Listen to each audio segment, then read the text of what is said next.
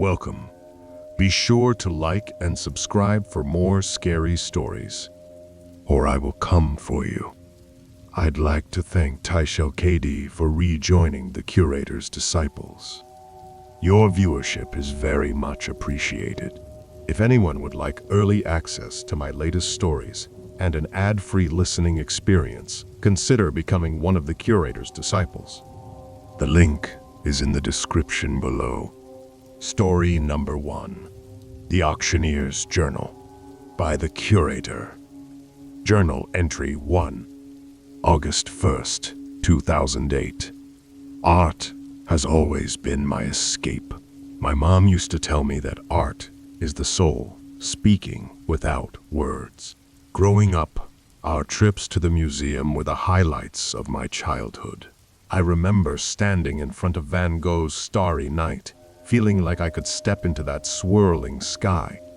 It's what drove me to become an art collector, though not in the traditional sense. I don't have the money to buy famous works. Instead, I hunt for the forgotten pieces, the ones that tell stories through the cracks in the paint, through the faded colors.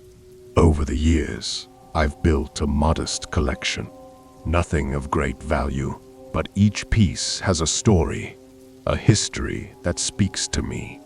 There's the painting of a faceless woman I found at a flea market.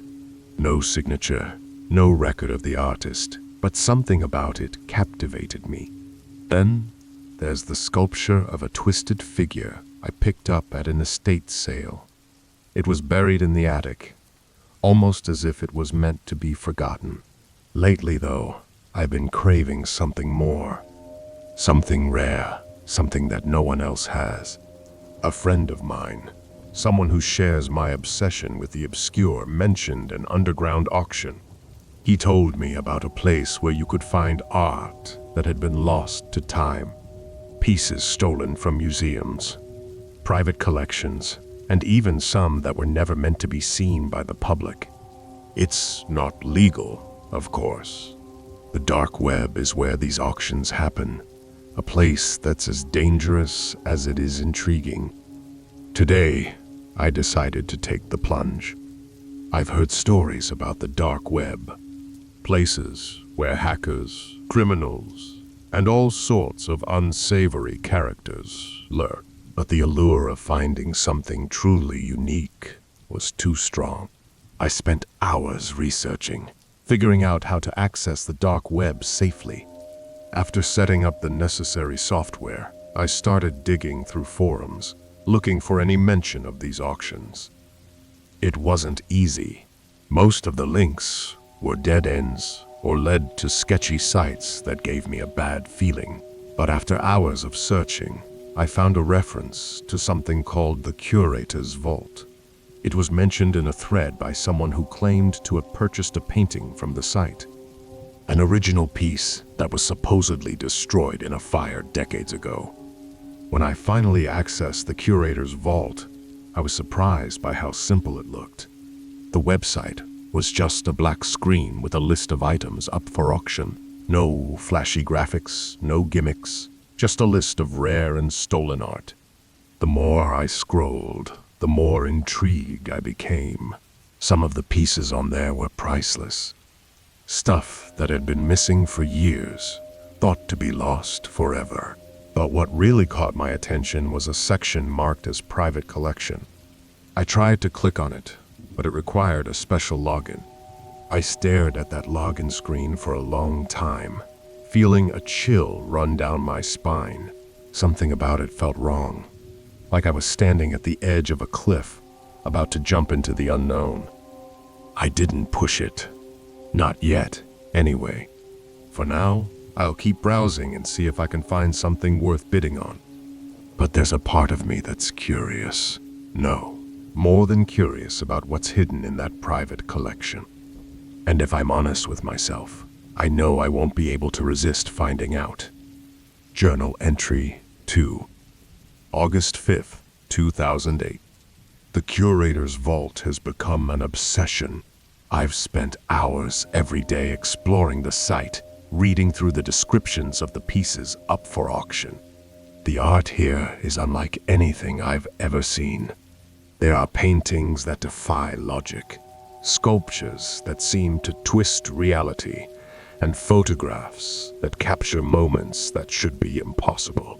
Each piece is accompanied by a story: how it was stolen, who it belonged to, and why it's considered so valuable. I've been trying to stay focused on the art, but that private collection keeps nagging at me. I've seen hints of it in the forums. People talking in hushed tones about the curator's true collection. The stories are vague, but they all point to something dark, something that goes beyond just stolen art. Yesterday, I placed a bid on a painting that haunted me from the moment I saw it. It's a small piece, barely larger than a book, but the way the artist used color and shadow is unlike anything I've ever encountered. The painting depicts a figure trapped in what looks like a swirling vortex of darkness, their face contorted in agony. The colors are deep, almost too dark to make out. But when I stared at it long enough, I could see the faint outline of other faces hidden in the background, almost as if they were watching the central figure. The auction for the painting was intense. It started low, but within minutes, the bids skyrocketed. I told myself I wouldn't spend too much, but I couldn't help it. I needed that painting. There was something about it, something that called to me, as if owning it would unlock a secret I wasn't meant to know. I won the auction. It cost me more than I planned, but it's worth it. The painting is supposed to arrive in a week, and I can't wait to see it in person.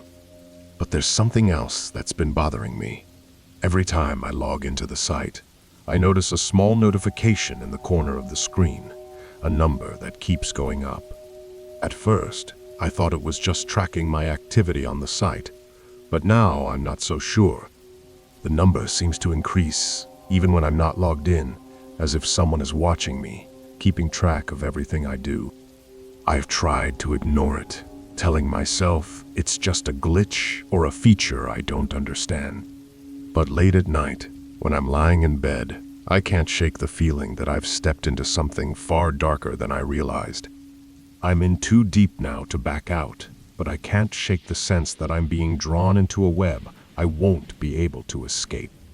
Journal Entry 3, August 10th, 2008.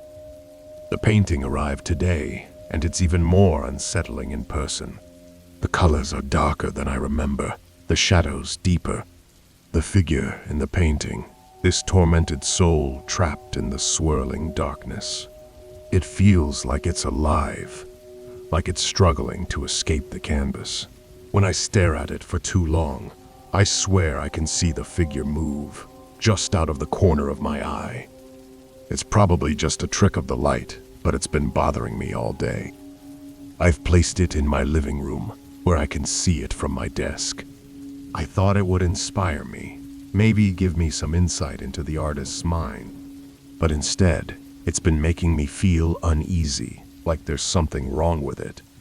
The faces in the background, those faint outlines I noticed before, they seem more pronounced now, more defined. It's like they're watching me, waiting for something. I've spent most of the day staring at the painting, trying to figure out what's bothering me so much about it.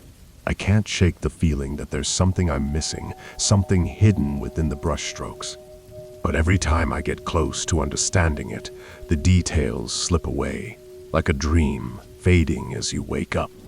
I decided to take a break and log back into the curator's vault, hoping to distract myself. That's when I noticed it. The private collection section had been updated. The login screen was still there, but now there was a small symbol in the corner, something that looked like a key. I hesitated, my finger hovering over the mouse, but I couldn't resist. I clicked on the symbol, and to my surprise, it opened a new window, revealing a hidden login prompt. I don't know why I did it, but I started trying different passwords. I tried the obvious ones first, things related to art and famous artists. None of them worked. But then I remembered something I read in one of the forums, a mention of the Curator's secret. It was a phrase that kept popping up in different threads, always in the context of something dark, something forbidden. I typed it in, and to my shock, the login screen disappeared, revealing a new section of the site. The private collection was nothing like the rest of the auction. There were no paintings, no sculptures, no art of any kind. Instead, there were videos, photos, and descriptions of people. Real, living people being auctioned off to the highest bidder. The images were horrific. Men and women bound, gagged, their eyes wide with terror. The descriptions were clinical, listing their age, physical condition, and other details that made my skin crawl. I couldn't believe what I was seeing. This wasn't an art auction. It was human trafficking. I should have closed the site right then and there, reported it to the authorities or something.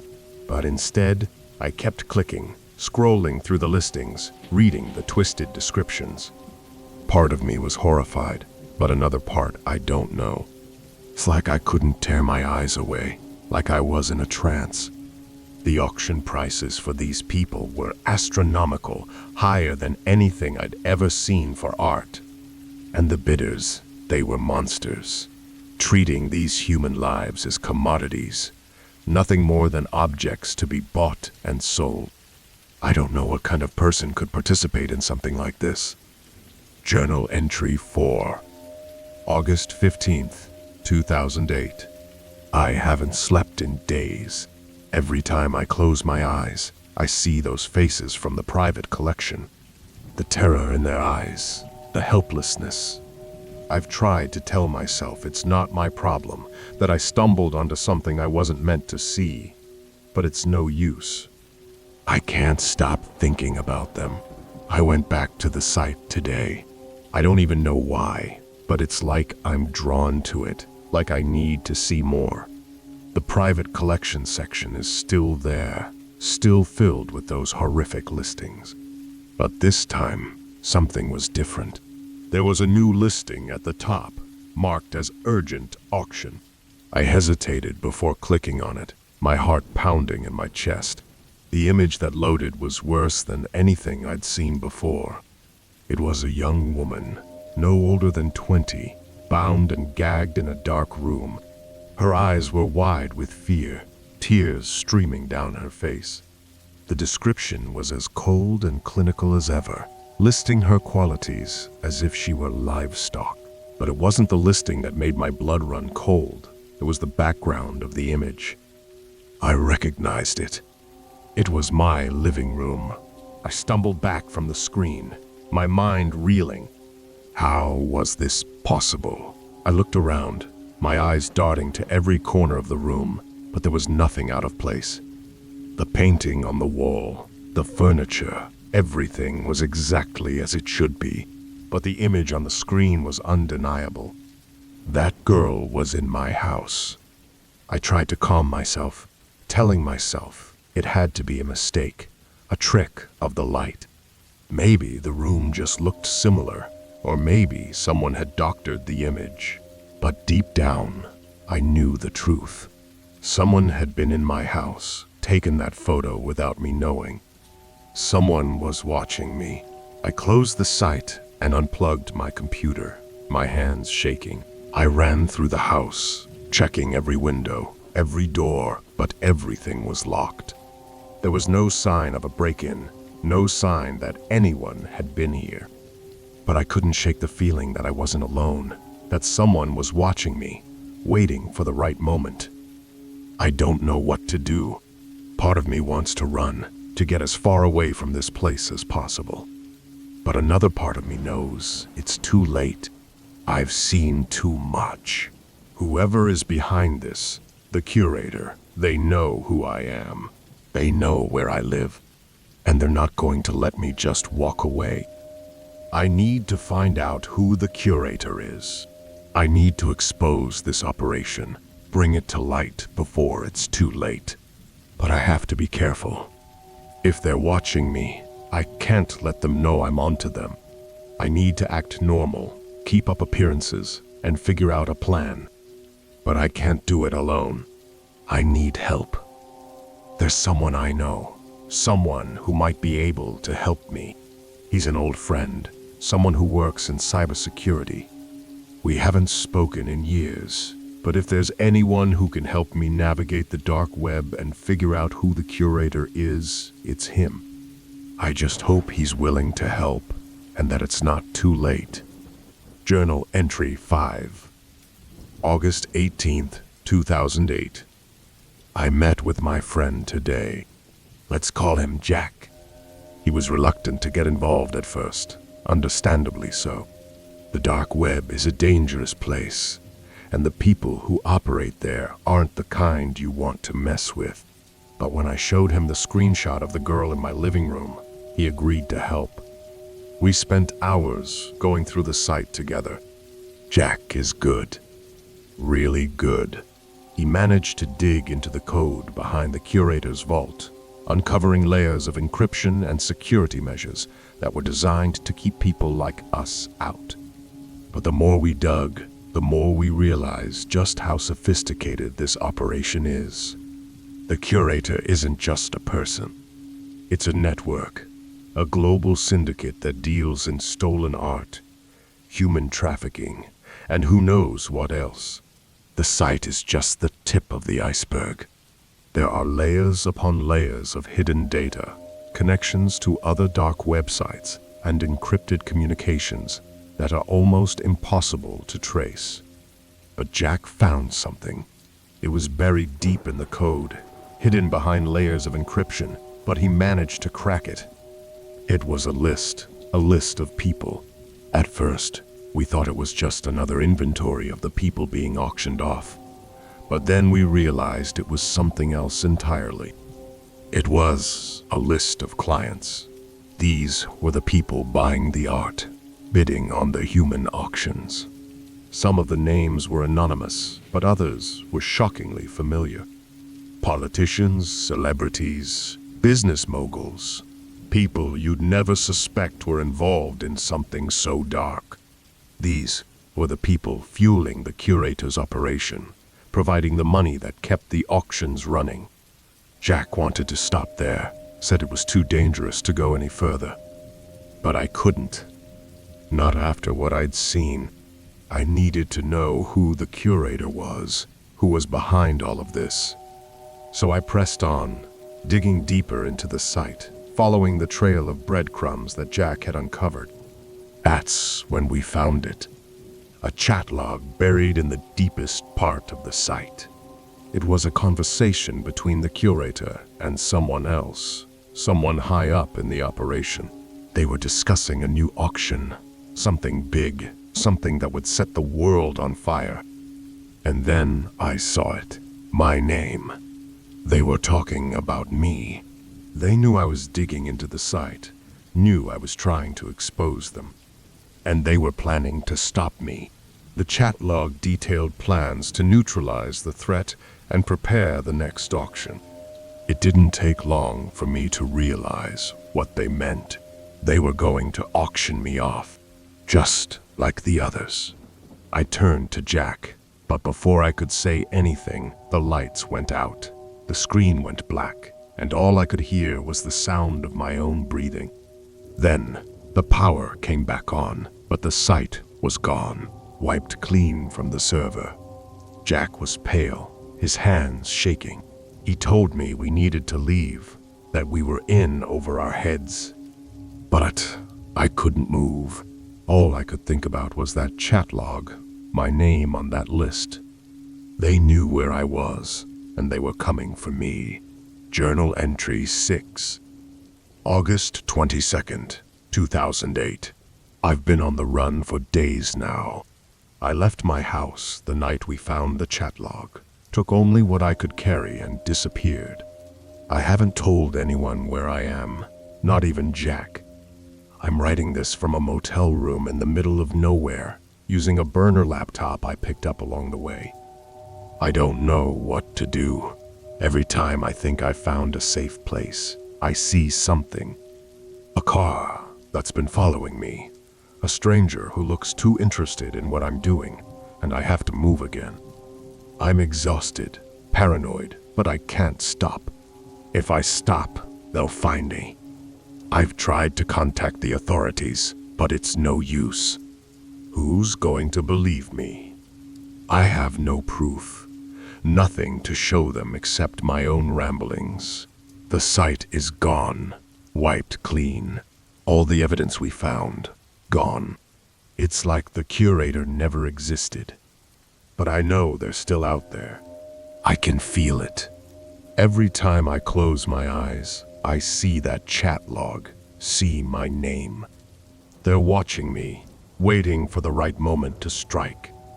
I've been thinking about what to do, how to protect myself. I can't keep running forever. I need to find a way to expose the Curator, to bring this whole operation down. But I'm just one person, and they're everywhere. They have resources, connections, and they know how to cover their tracks. There's one option I haven't considered. It's risky, dangerous even, but it might be my only chance. I've been thinking about going back, logging into the Curator's vault one last time. If I can get back into the site, maybe I can find something. Something they missed, something I can use against them. Story number 2, The Brotherhood.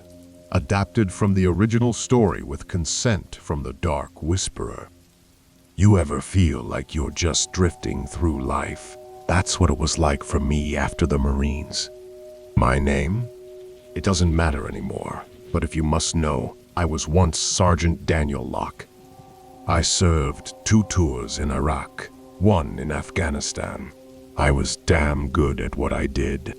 Clearing rooms, taking out high-value targets, making sure my men got home in one piece.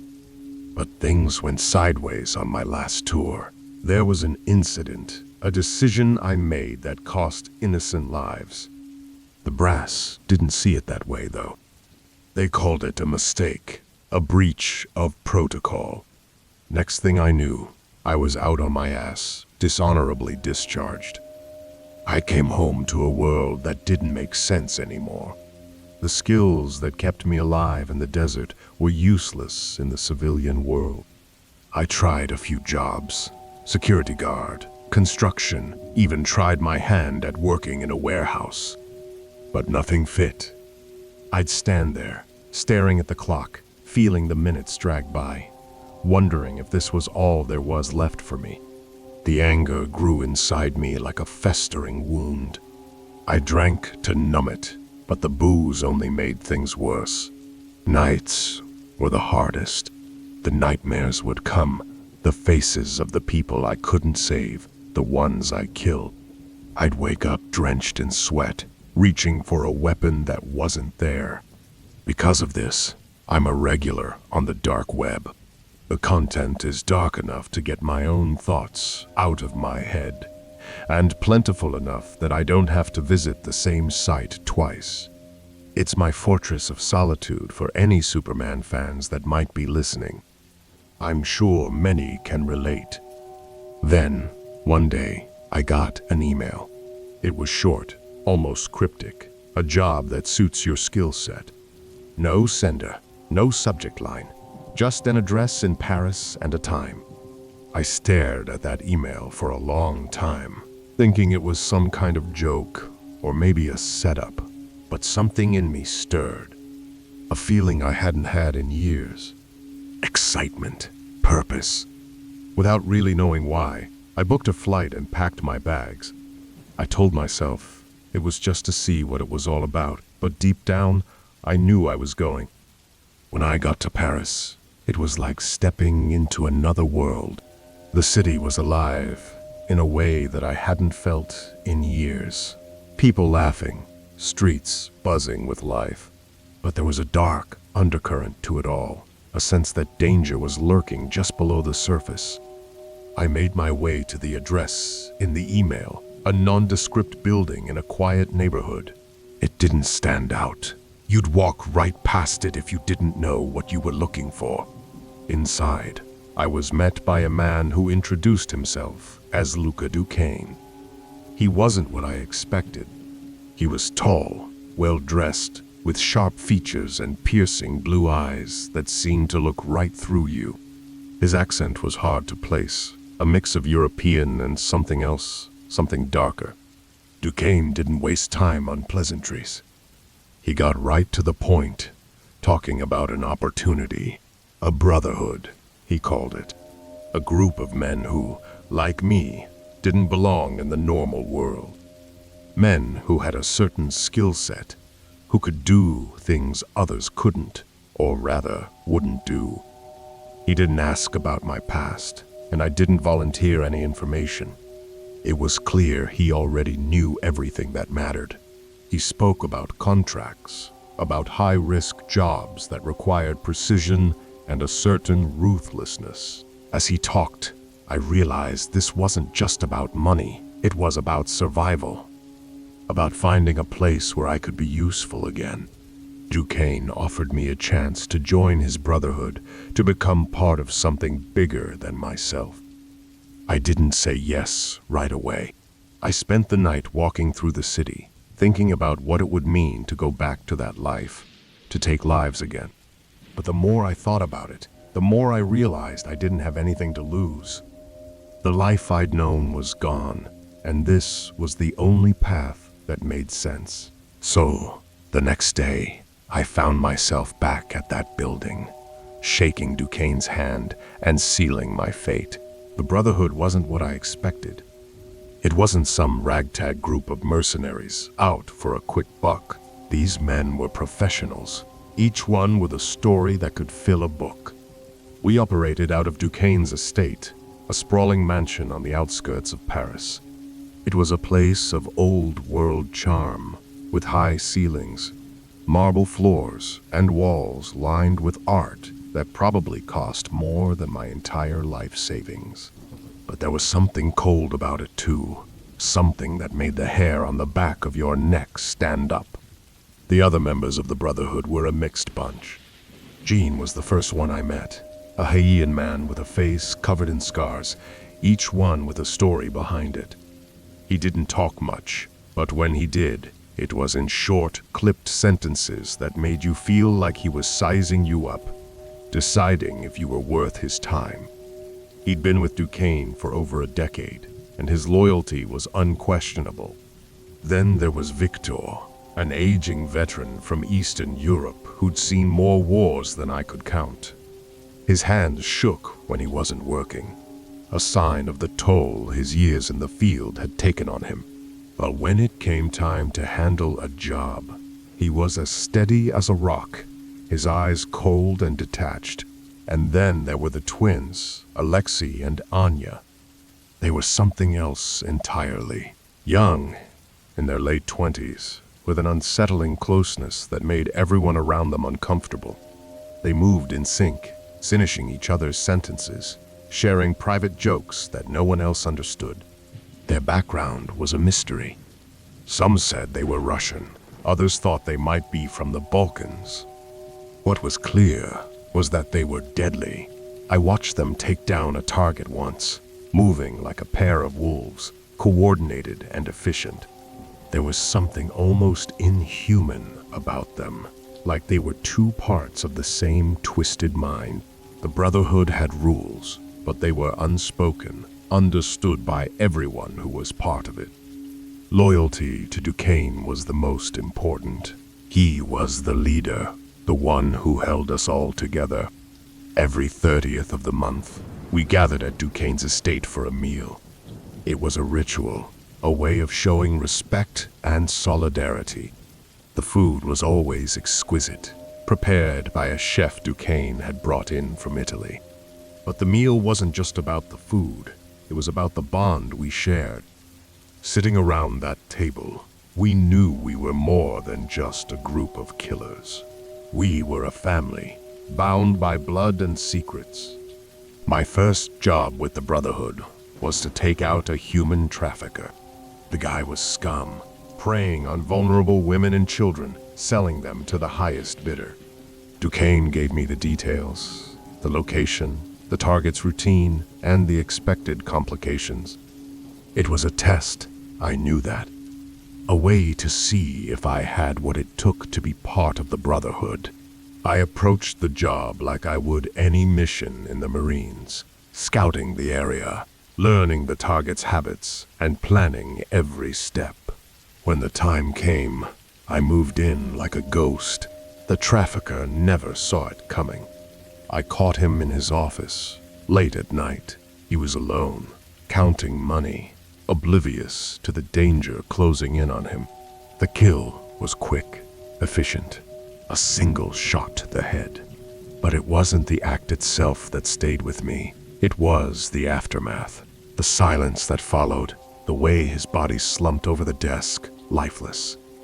I felt nothing. Not guilt, not satisfaction, just nothing. It was like a part of me had shut down, a part I didn't need anymore. But that was the thing about this life. It changes you. The jobs kept coming, each one more challenging than the last. I got used to it, to the cold detachment that came with taking lives. The others in the Brotherhood didn't talk about their kills, but I could see it in their eyes. The way they'd stare off into the distance, lost in thoughts they couldn't or wouldn't share. I thought I'd seen it all, but nothing could have prepared me for what came next. Duquesne called me in one night, late. There was something different about him, a tension in the way he spoke. He handed me a file, and when I opened it, my blood ran cold. The target was Jack, my best friend from the Marines. We'd been through hell together, saved each other's lives more times than I could count. And now I was supposed to kill him. The job took me to a remote island in Nova Scotia, a place as desolate as my soul felt. Jack had been hiding out there, living off the grid. He was smart, always had been. I knew this wouldn't be easy, but I owed it to him to do it right, to make it quick. When I arrived, I found his cabin hidden deep in the woods, surrounded by nothing but trees and the sound of the wind. I approached carefully, but I knew he'd already spotted me. Jack was no fool. He'd been expecting something like this. The moment I crossed the tree line, I heard his voice calling out, calm and steady, just like old times. "Danny, I know why you're here. Let's not make this harder than it has to be." I froze, my mind racing. Part of me wanted to turn around and walk away, to leave him to his life on this lonely island. But I couldn't. I'd made my choice the day I joined the Brotherhood, and now I had to live with it, or die by it. Jack didn't wait for me to answer. The next thing I knew, he was charging out of the cabin, a knife in one hand, a pistol in the other. He was fast, faster than I remembered, and before I could react, he had me pinned against a tree, the knife at my throat. "Why, Danny? Why'd you have to come here?" he growled, his eyes filled with a mixture of anger and sorrow. "I didn't have a choice, Jack," I spat back, struggling to get free. "You know how it works. It's either you or me." For a moment, we just stared at each other, the weight of our shared history hanging between us. I saw the pain in his eyes, the betrayal, but I also saw resolve. He wasn't going to go down without a fight. In a swift move, I brought my knee up into his gut, forcing him to stumble back. I drew my own knife, and the fight was on. It wasn't like the sparring we used to do back in the Marines, where we'd go at each other for fun. This was different. This was life or death. Every strike, every block, was fueled by years of training and survival instinct. We fought for what felt like hours, but it was probably only minutes. Blood flowed freely from cuts and gashes on both of us, our breaths coming in ragged gasps. Jack was relentless, but so was I. We knew each other's moves too well, and it became a brutal game of cat and mouse, neither of us willing to give in. Eventually, we ended up back near the cabin, both of us barely standing. The ground was slick with mud and blood, the sky darkening with the approach of a storm.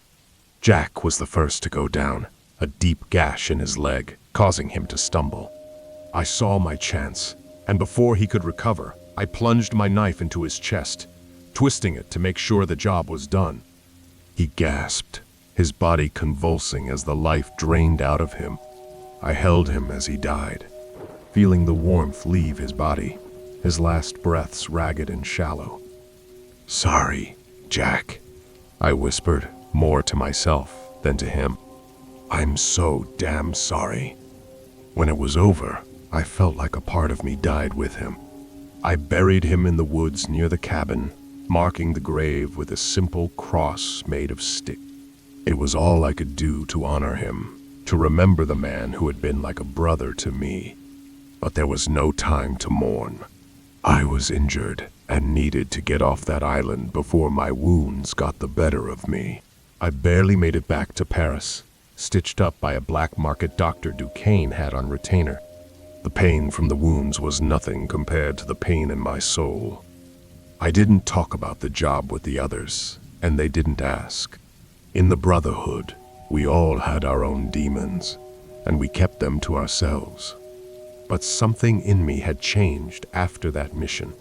I could feel it in the way I moved, the way I looked at the world. It was like the last shred of my humanity had been stripped away, leaving nothing but a cold, empty shell. Years passed, and I continued to work for the Brotherhood. The jobs became more brutal, more dangerous, but I didn't care. I was running on autopilot, numb to everything. I watched as the others aged, their faces growing more lined, their eyes more hollow. Even the twins, who had always seemed untouchable, began to show cracks in their perfect facade. Anya grew quieter, her smiles rarer, while Alexi's temper grew shorter, more volatile.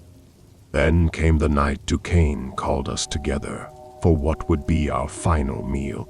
We all knew something was wrong the moment we entered the dining room.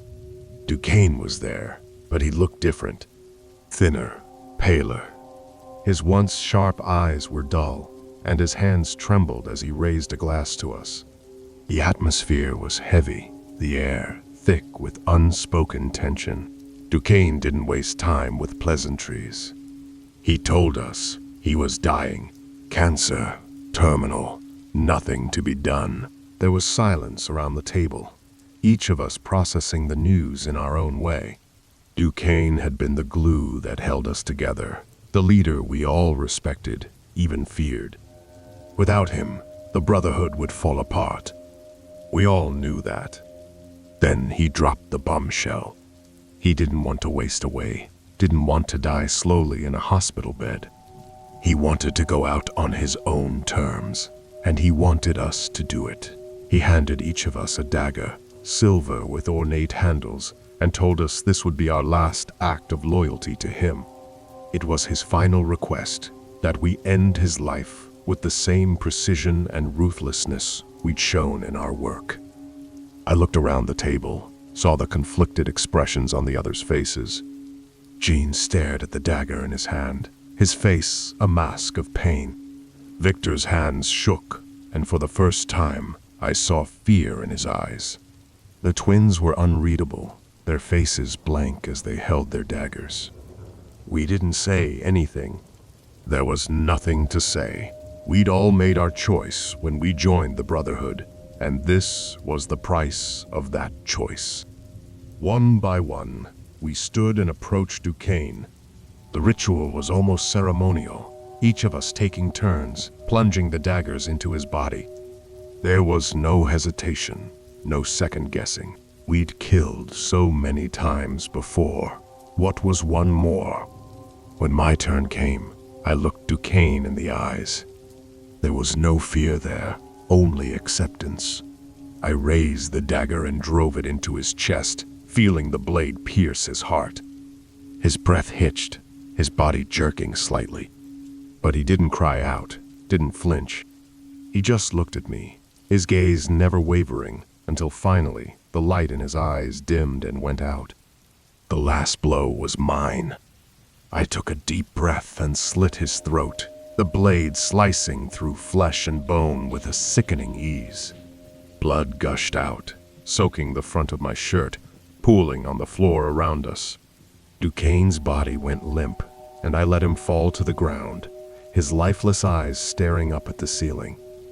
We stood there for a long time, none of us speaking, the weight of what we'd done settling over us like a shroud.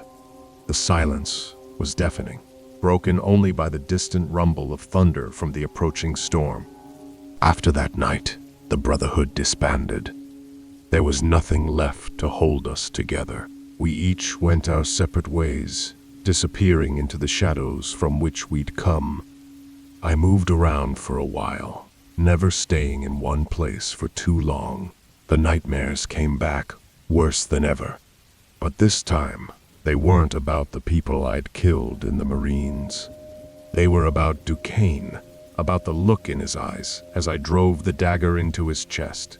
It was a look of understanding, of acceptance, and it haunted me. I think about the Brotherhood often, about the men I fought alongside, the lives we took, the blood we spilled. It's strange, but in a way, I miss it. The Brotherhood was the only place I ever felt like I belonged, the only place where I didn't have to hide who I really was. But I know now that it was a lie, a twisted illusion that destroyed every part of me that was still human. I'm in my 50s now, my body broken, my soul shattered. I live alone, far away from the city, in a small cabin much like the one where I killed Jack. It's peaceful here, quiet, but the past never really goes away. It clings to you like a shadow, always there, always waiting. If you're reading this, I'm not asking for your pity. I don't deserve it. I've made my choices, and now I have to live with them. But I will offer you one piece of advice. Stay away from the dark web. It's a place where nightmares are born, where men like me do the things that no one else will. If you go there, if you're tempted by the dark allure of it all, just remember, you might not come back. And if you do, you won't be the same. You'll be like me, haunted, broken, lost. The Brotherhood is still out there, somewhere. Duquesne may be gone, but the others are still alive, still working, still taking on contracts. If you know where to look, you can find them, hire them. But if you do, just know that you're making a deal with the devil, and the devil always collects. This is the Curator. I hope you've enjoyed today's scary stories. Until next time.